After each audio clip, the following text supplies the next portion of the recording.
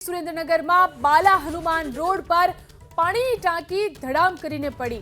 પાણીની જર્જરિત ટાંકીને પ્રશાસને તોડી પાડી। અંદાજે 60 વર્ષ જૂની પાણીની ટાંકીને પ્રશાસને તોડી પાડી। જાનહાનિ થાય તે પહેલા જ પ્રશાસને આ પાણીની ટાંકીને તોડી પાડી। પાણીની ટાંકી જે જર્જરિત હતી, 60 વર્ષ જૂની હતી, તેને આ રીતે તોડી પાડવામાં આવી।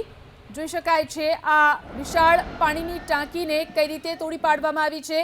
સુરેન્દ્રનગરના બાલા હનુમાન રોડ પર આ રીતે પાણીની ટાંકીને તોડી પડાઈ। સુરેન્દ્રનગરમાં બાલા હનુમાન રોડ પર પાણીની ટાંકી ધડામ કરીને પડી। પાણીની જર્જરિત ટાંકીને પ્રશાસને તોડી પાડી। અંદાજે 60 વર્ષ જૂની પાણીની ટાંકીને પ્રશાસને તોડી પાડી। જાનહાનિ થાય તે પહેલા જ પ્રશાસને આ પાણીની ટાંકીને તોડી પાડી। પાણીની ટાંકી જે જર્જરિત હતી, 60 વર્ષ જૂની હતી, તેને આ રીતે તોડી પાડવામાં આવી। જોઈ શકાય છે આ વિશાળ પાણીની ટાંકીને કઈ રીતે તોડી પાડવામાં આવી છે। સુરેન્દ્રનગરના બાલા હનુમાન રોડ પર આ રીતે પાણીની ટાંકીને તોડી પડાઈ।